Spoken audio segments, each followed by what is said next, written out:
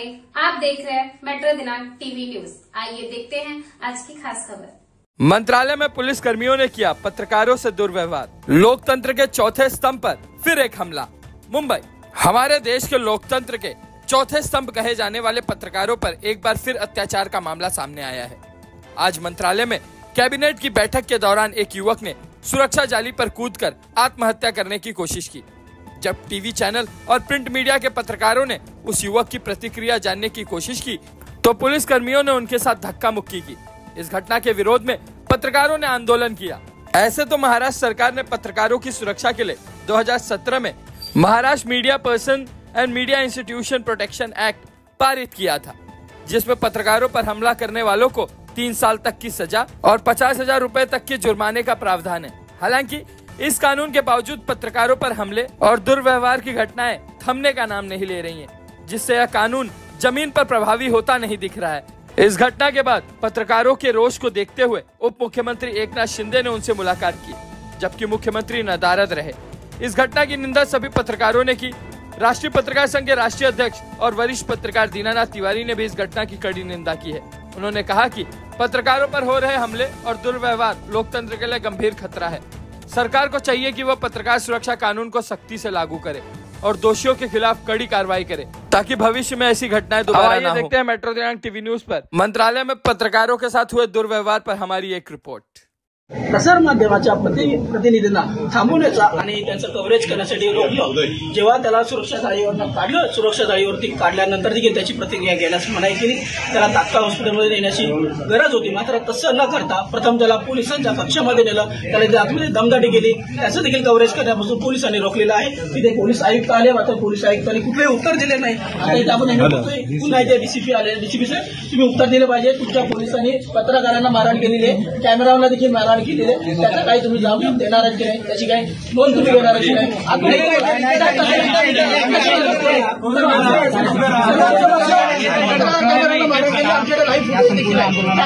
पोलिसांना सांगितलं,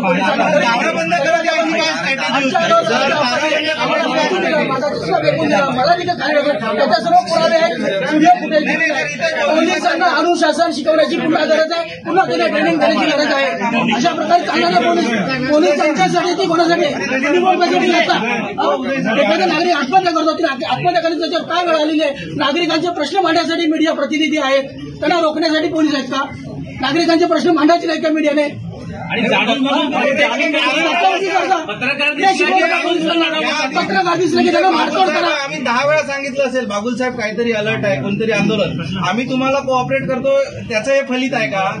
दारं बंद करत घ्यायची स्ट्रॅटेजी काय आहे? या मंत्रालयामध्ये 10 लोक घुसखोर करतात। मोबाईलचे तर कॅमेरे ऑन आहे ना, कारण काय बाब? धक्काबुक्की का करत आले पोलीस? तुम्ही व्हिडिओ बघा। आम्हाला माहित आहे तुम्ही कारवाई तर करणार नाही, पण तुम्हाला आज काहीतरी निर्णय घ्यावा लागेल सर। आणि आत्ताच नाही, नेहमीच आहे ना। आणि प्रत्येक गेटवर पत्रकारांची जाणून बुजून असं वागितलं जातं। आपल्या सगळ्या पत्रकारांची तक्रार आहे। पत्रकार म्हटलं की त्यांचा आयकार्ड 4 वेळा बघणं त्यांच्या म्हणजे पत्रकारांना आतमध्ये भरण्यासाठी सोडून दिलं जातं का? त्यांच्या बीपीच्या आहेत, त्यांच्या शुगरच्या गोळ्या चालू आहेत, त्या देखील गोळ्या काढून घेतल्या जातात। आयकार्ड बघायला 2-2, 3-3 मिनिटं लागतात। पोलीस इथे अवघडपूर आहे तुमच्याकडे। पोलीसवाले एवढे बदमाशी तिथे करतात की अनेक लोकांना 10-5 रुपये घेऊन गाड्या सोडतात। अहो, आम्ही एवढ्या वर्षापासून आमच्या कधी गाडी आले नाही इथं, एवढ्या वर्षापासून काम करताय। पण कसं आहे, सिस्टम आम्हाला माहिती आहे ना, कॅमेरे सर्वचे आम्ही कधी देतो का या गोष्टी? आमचा अनुभव आहे। आदेश आहेत का कोणाचे? आम्ही कोणाचे कधी मला फोन आला तर तुमची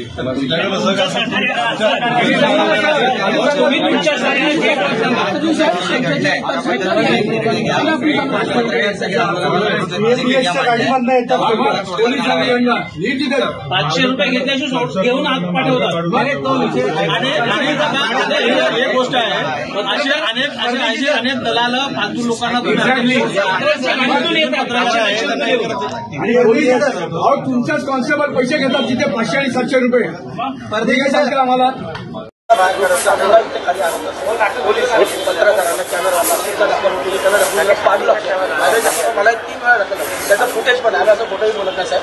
सगळं व्हिडिओ प्रूफ काय सगळं मी त्या पोलिसांना पण दाखवलं की हे बघा कसं जातं अक्षरशः दरवाजा बंद करून ढकलून दिला अक्षरशः कोण लावले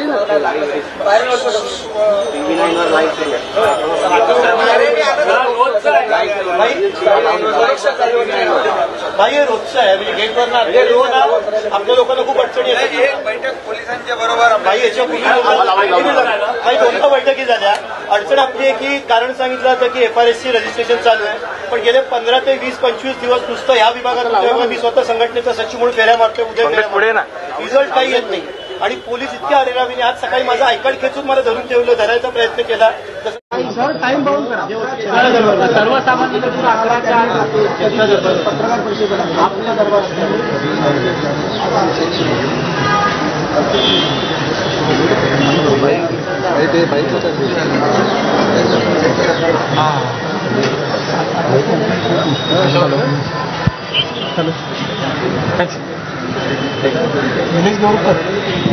नीलेश जी तो विजुअल मागता है